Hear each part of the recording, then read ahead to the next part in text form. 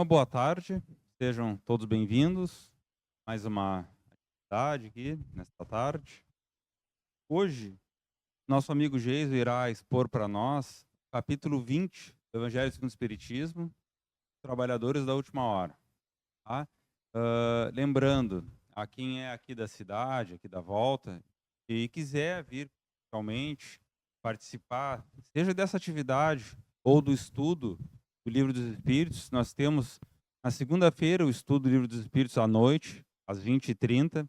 É só chegar aqui na nossa sede, na rua Vice-Almirante Abreu 568, aqui no centro da cidade, em frente à pracinha, aqui perto da antiga rodoviária. E essa atividade ela ocorre aos sábados às 16 horas e também às terças-feiras às 20h30. Tá? Então fica o convite.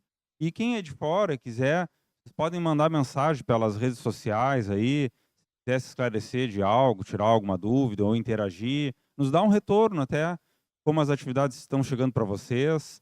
Né? E tem muito conteúdo valioso aí no nosso canal que nos leva a um processo de reflexão, que a gente pode repensar a vida, reavaliar, compreender muita coisa de como é que a vida funciona e do que se passa dentro da gente. Então, mais uma vez, a gente chama atenção e convida que a gente preste atenção, que a gente consiga fazer uma autoanálise, um autoenquadramento e que a gente possa desenvolver novos propósitos de vida e se impor, né, a busca por uma nova vivência. E que tenhamos, então, todos uma boa atividade. Eu vou passar a palavra ao Geisa.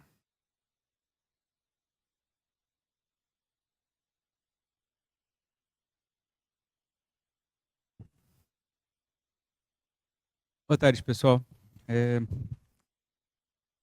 Como a maioria sabe, a gente faz uma sequência de exposição de capítulos do Evangelho segundo o Espiritismo, do 1 ao 27º. E depois, quando a gente chega ao fim, cada um sendo exposto numa semana, a gente recomeça. Então,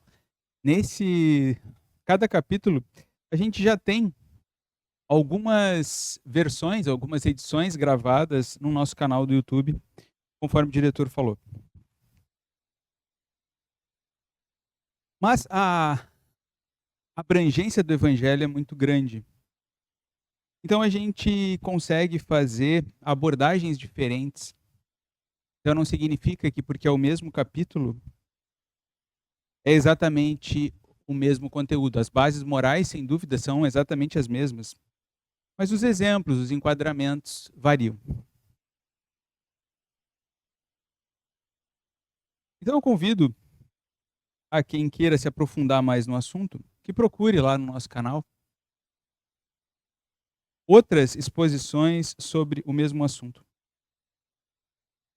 Lá certamente vocês vão encontrar, por exemplo, a parábola que vem aqui no início do capítulo, muito bem detalhada e explicada. Hoje aqui eu não vou me aprofundar nos detalhes dela. Vou me voltar mais para uma outra questão, que é a do que é ser um trabalhador da última hora.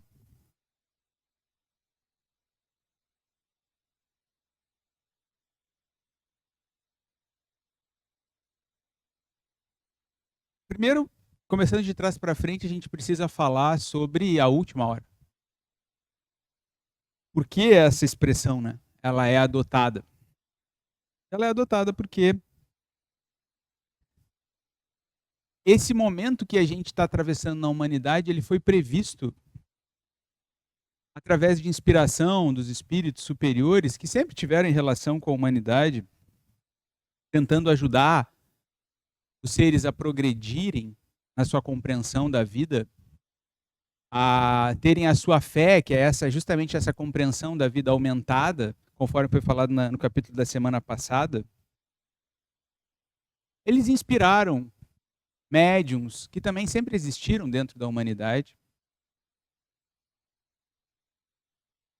Alguns deles foram profetas, que são espíritos mais elevados, que encarnam justamente para vivenciar, exemplificar conteúdos mais nobres que a média moral. vigente na sociedade em cada época. Outros não receberam esse título, mas fizeram a mesma coisa, contribuíram dentro do processo evolutivo. Essas predições, elas se encontram em quase todas as civilizações, quase todos os povos, sob formatos alegóricos diferentes. Esses formatos alegóricos, claro, são adequados a cada uma das sociedades, com as suas crenças, as suas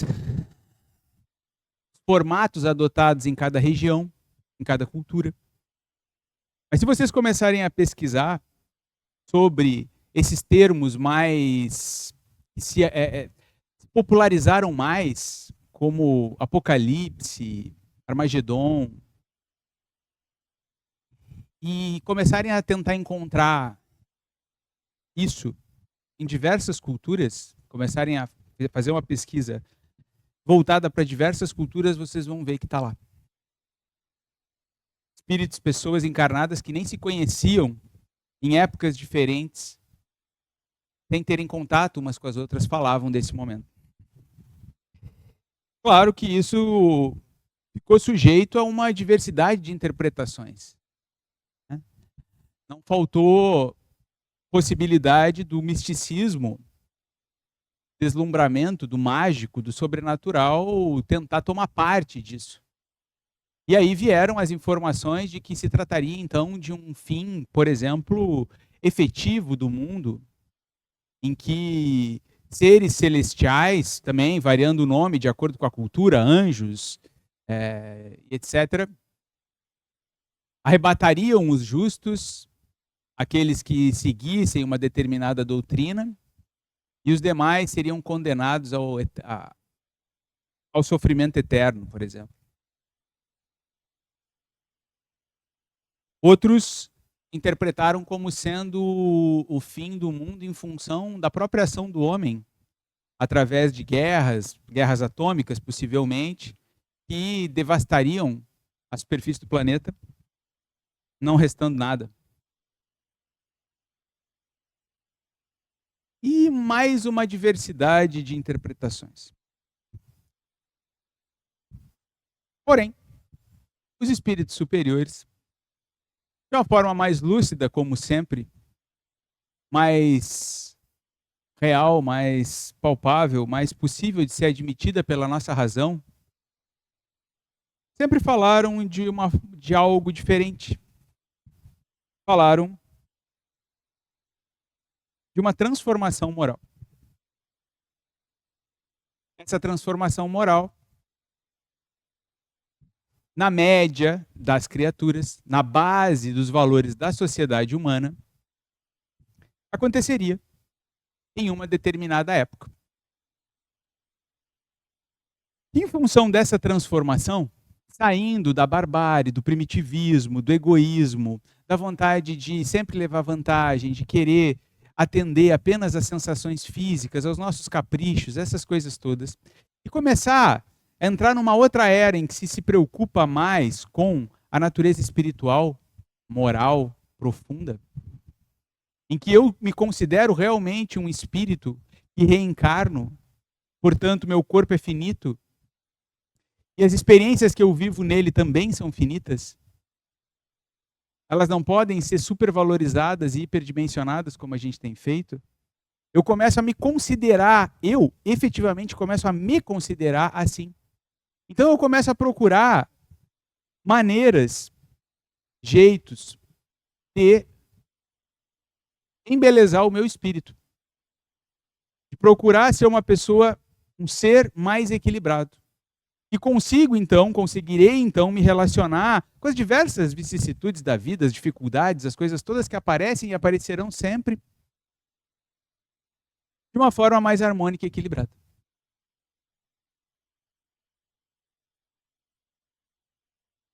Essa transformação moral, falando assim, parece ser assim muito simples, né? Tá, então as pessoas vão mudar, legal. Só que não funciona assim.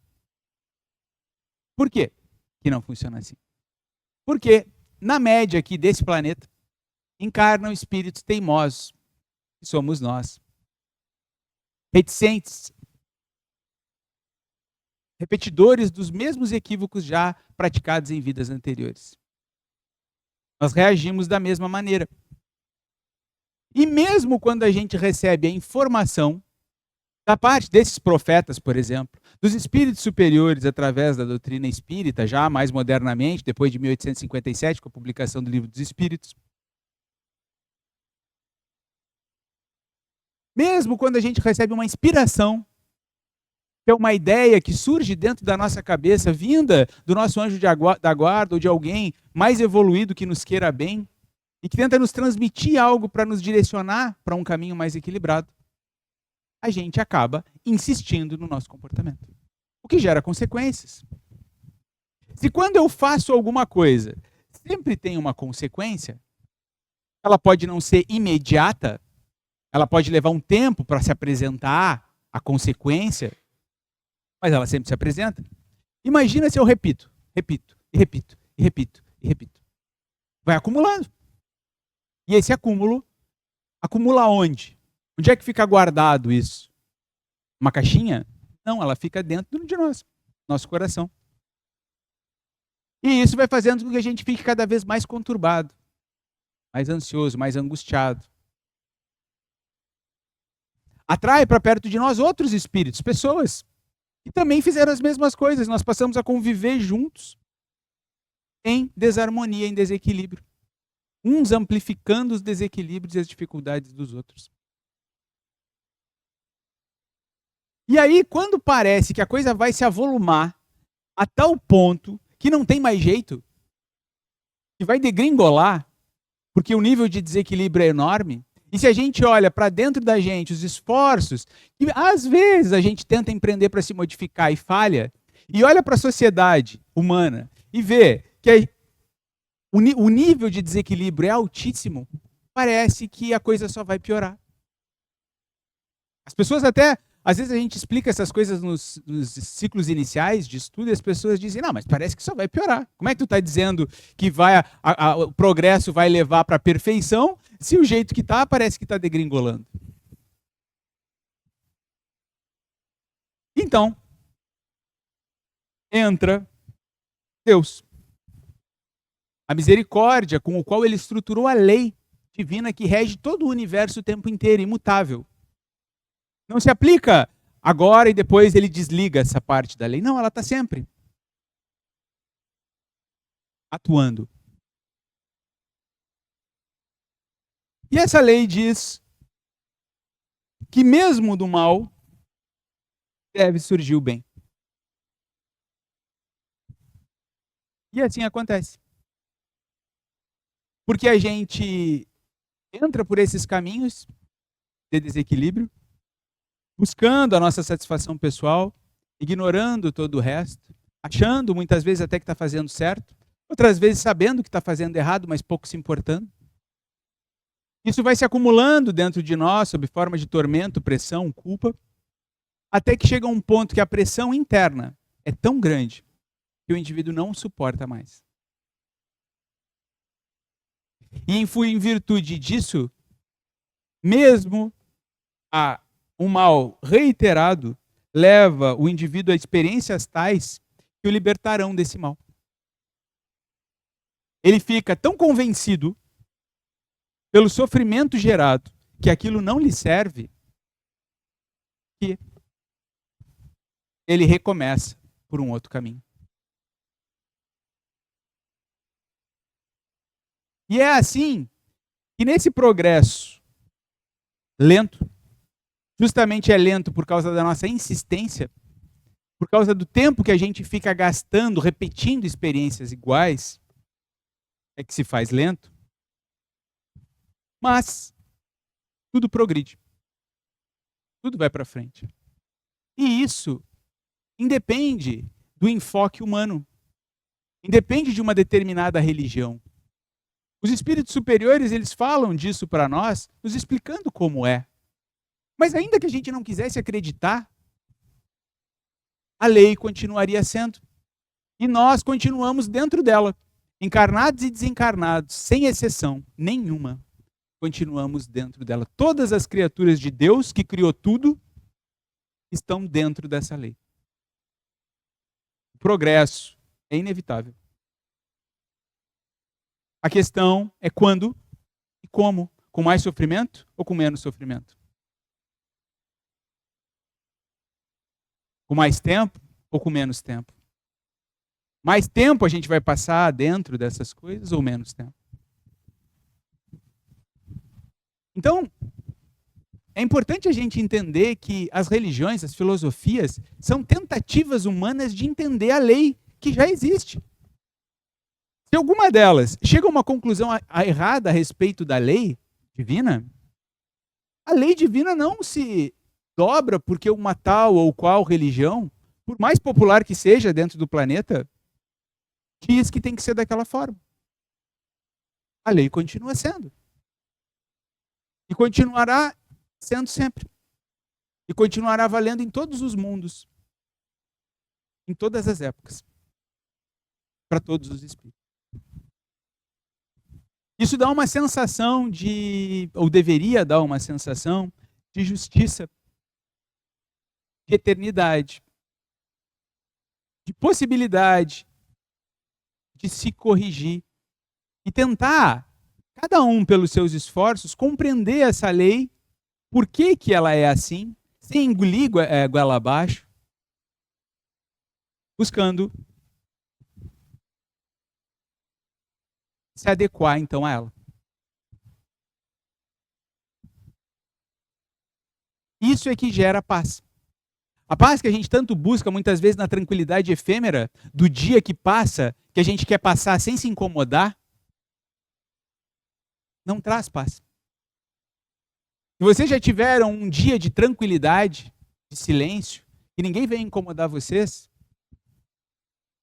mas vocês olharem para dentro de vocês, vocês vão ver que lá dentro, vocês ainda estão um pouco ansiosos, angustiados. Claro que é melhor do que ter um chato ali, muitas vezes te enchendo a paciência. Claro que é. Mas não é disso que se trata a paz. A paz é uma relação tua com a tua própria consciência, com a vida. O quanto tu aceita. Eu estou lá em silêncio, na minha tranquilidade. Mas eu continuo com medo. E se eu não conseguir obter tal coisa? E se eu perder o emprego? E se eu ficar doente? E se alguém morrer? Isso está lá dentro me incomodando. O que as pessoas acham de mim? Como é que eu vou fazer para ser valorizado? Isso está lá me incomodando. Por mais silêncio externo que possa existir. Então a paz, é exatamente isso. É essa integração com a vida. Por que toda essa introdução ela é necessária para a gente entender o título? Porque a gente tem que entender primeiro que a última hora se trata então desse momento previsto e que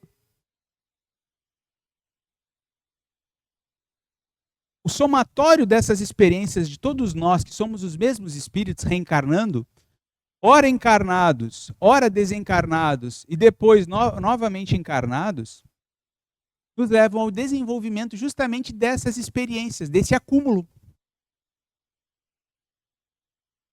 E chega num ponto em que a média das pessoas do que vivem no planeta, encarnados e desencarnados, já viveram experiências suficientes para terem um conteúdo interno, bagagem, para poderem decidir se vão começar a se interessar, se esforçar na direção do bem, da regeneração de si mesmos, da mudança dos seus valores, deixando o egoísmo, a satisfação pessoal exclusivamente de lado e começando a se interessar um pouco mais pelo bem geral, a partir da sua própria autotransformação, ou se continuarão como sempre foram. Ainda nesse momento, nessa hora, que é essa que nós chegamos, essa média já está suficientemente amadurecida, ainda assim o livre-arbítrio não é revogado. Alguns não vão querer. Alguns vão querer continuar sendo como são, insistindo em ser como são. E em função disso, continuarão existindo, continuarão aprendendo, continuarão tendo que viver novas experiências e gerar mais acúmulo, até que cheguem à conclusão que se equivocaram e decidam recomeçar num outro planeta, num outro lugar. Mais atrasado, mais compatível com os valores morais que cada um escolhe manter. Isso já aconteceu aqui na Terra no passado.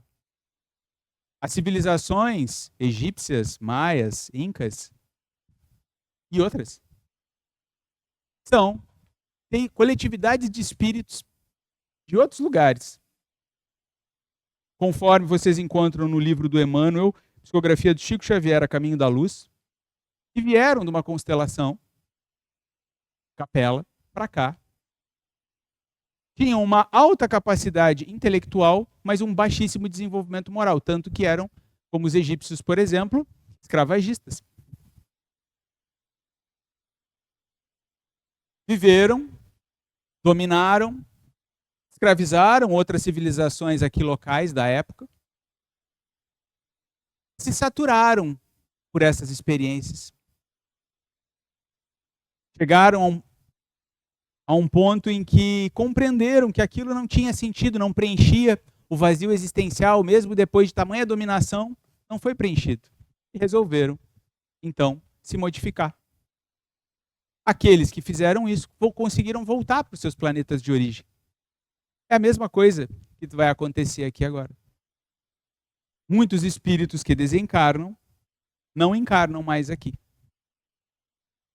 Isso já começou a acontecer, segundo a informação dos espíritos, através da psicografia do Divaldo Pereira Franco na série de livros Transição Planetária. Eu estou citando as fontes que não é para não parecer que a ideia é só da minha cabeça. Aí vocês consultem aqueles que não conhecem a seriedade da vida do Chico e do Divaldo, e vocês vão ver que é uma fonte confiável.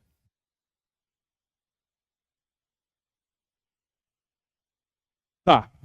Então, se essa é a última hora e nós estamos atravessando ela, e por isso muitos espíritos também, ainda muito desequilibrados, estão renascendo para terem uma chance de reparar, de talvez encetar um novo caminho, ou de viver alguma experiência a mais, não significa que essa seja a última oportunidade encarnatória de todo mundo.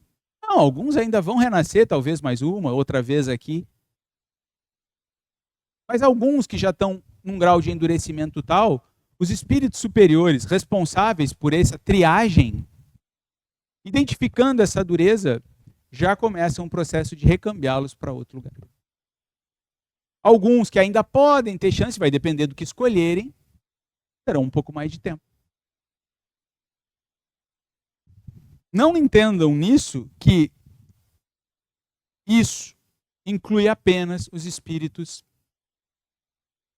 altamente maus, agressivos, dominadores.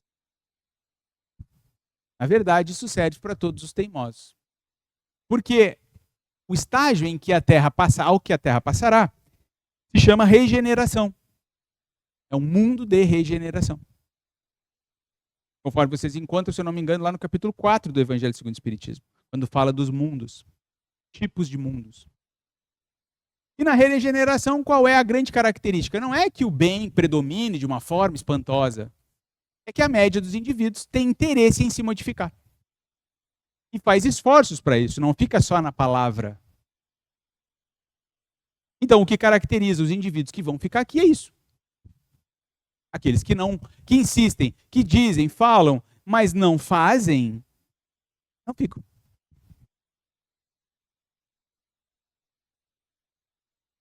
Tá, então, o que tem a ver os trabalhadores da última hora? Porque, bom, aí entra cada um de nós. Qual é a nossa contribuição nisso? Nós somos pessoas que estamos, então, vivendo aqui dentro dessa sociedade humana. A gente contribui para o equilíbrio? Ou a gente contribui para o desequilíbrio? Muitos talvez dirão, não, mas eu sou uma pessoa correta, eu pago meus impostos, eu trabalho, eu não faço mal para ninguém. Mas será que isso é suficiente? Dentro das nossas casas, será que o que nós ensinamos, os exemplos que nós damos para os nossos filhos, por exemplo, conseguem estruturar neles que eles não sejam pessoas materialistas? Ou será que nós dizemos para eles que eles não sejam, mas eles olhando para nós, eles veem esse tipo de interesse e de comportamento? O que eles veem em nós? Qual é o exemplo que nós damos? Como é que nós tratamos as outras pessoas? Como nós reagimos quando alguém pisa nos nossos calos emocionais, morais? A gente entra em estado de competição, de reação. Isso gera animosidade. As animosidades são os princípios das guerras. Quando um homem está em paz, não quer guerra com ninguém. Tem uma música que fala disso. E é verdade. A guerra, a raiva, a irritação, ela é a emissão de quem está intranquilo, está em guerra consigo mesmo.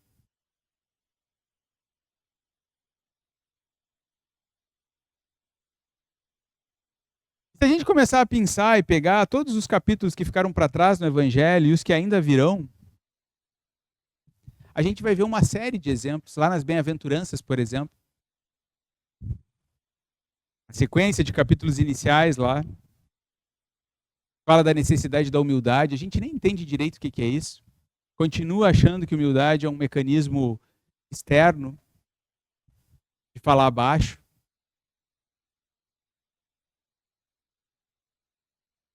Não consegue entender que é a capacidade que o indivíduo adquire de se olhar em verdade e ver aonde ele se encontra dentro do processo evolutivo com seus erros e seus acertos. Para isso, para ter uma visão clara, compreender mais a respeito da lei e os seus objetivos.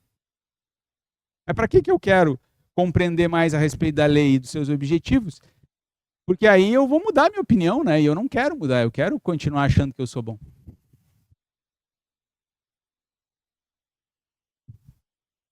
E aí o mundo vai continuando assim. E os exemplos vão se acumulando, as experiências vão se acumulando em nós, e as coisas vão fracassando, e nós vamos nos decepcionando, e a gente vai se frustrando, e a gente vai se culpando, e culpando uns aos outros, e a sociedade segue ladeira abaixo. E cada um, dentro dessa sociedade, todo mundo tem uma justificativa para si mesmo, dizendo, eu sou bom, errado é o outro. Mas se todo mundo tem essa visão, por que está dando tão errado? Se fosse uma sociedade feita de pessoas equilibradas, quer dizer, se isso fosse verdade, todo mundo fosse equilibrado como se acha ser, o resultado seria outro. O efeito seria outro, mas não é. E o efeito em nós mesmos também não é, porque a gente vive cheio de angústia, problema, de dificuldade, culpas e etc, etc. Então também não é. Não são poucas as pessoas que chegam aqui muitas vezes para pedir ajuda numa situação dessa e acham, se colocam como mártires do sofrimento, e não são. Porque é uma relação de semeadura e colheita. Cada um colhe aquilo que planta. Agora ou no passado. O passado, entendam bem isso, que é uma outra distorção dentro do centro espírita. Não estou pagando agora pelo que eu fiz no passado e já passou dentro de mim. É o passado que ainda vive dentro de mim, ainda é presente nas minhas tendências e nas minhas características.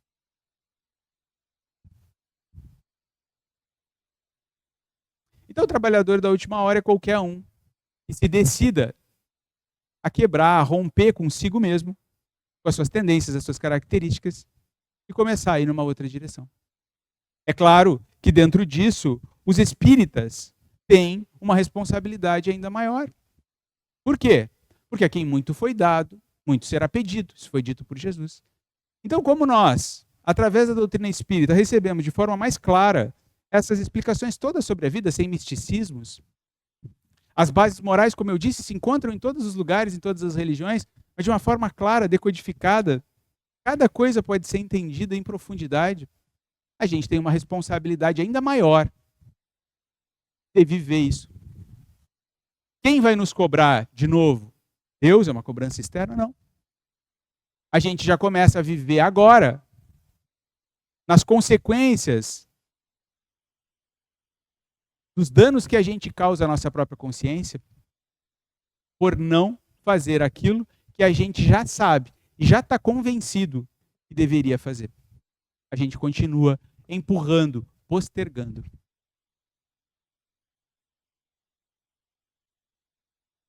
Ser um trabalhador da última hora ou não, cabe. É uma escolha aberta para todos. Não importa o nível de desequilíbrio que eu cultuei até hoje. Porque se eu fui o mais desequilibrado e eu começar a me modificar, os outros vão ver no meu exemplo essa modificação. Então, aquele cara ali que era o mais desequilibrado, ele está se modificando, então eu também posso. E tudo serve de bom exemplo. O que nos falta é a determinação. O que nos falta é a vontade, ou a falta dela, para abrir mão de muitas coisas que nós ainda somos portadores. Que nós ainda gostamos, das quais ainda nos apoiamos, achando que assim, mantendo-as, seremos felizes.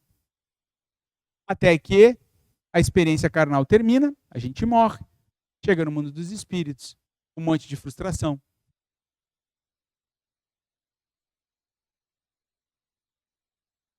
E a depender do aproveitamento que a gente tenha desse pós-morte, com um tempo mais breve ou mais longo, a gente começa a se preparar para repetir tudo de novo.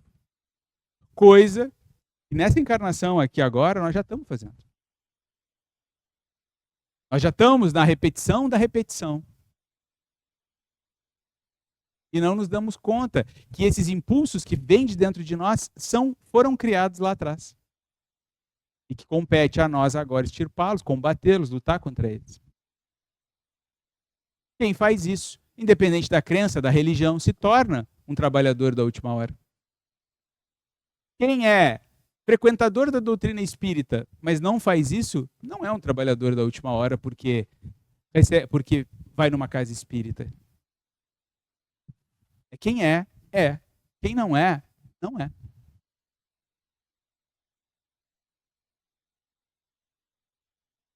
Com isso, aqueles que escolherem ser, aqueles de nós que escolhemos ser, com todas as dificuldades, mas realmente fazendo esses esforços de transformação, conforme eles todos falam, a gente vai encontrar a estabilidade que nos falta, o equilíbrio que nos falta, a paciência, a humildade, todos esses valores que foram falados e que estruturam um ser mais sereno, mais equilibrado, menos medroso, menos angustiado, que consegue superar suas culpas, transformá-las,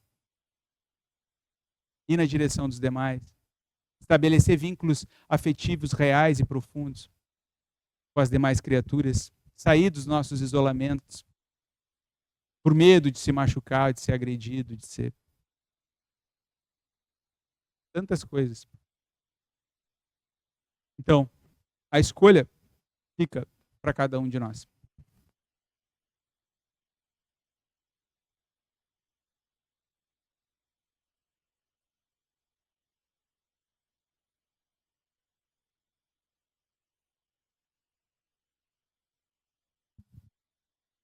Muito bem, então agradecemos a oportunidade de mais uma vez estarmos aqui e desejo que a gente realmente aproveite, a rotina não nos tome conta, que a gente possa aproveitar tanto a proposta de hoje, tanto quanto tudo que nos é esclarecido aqui, para colocar em prática lá fora.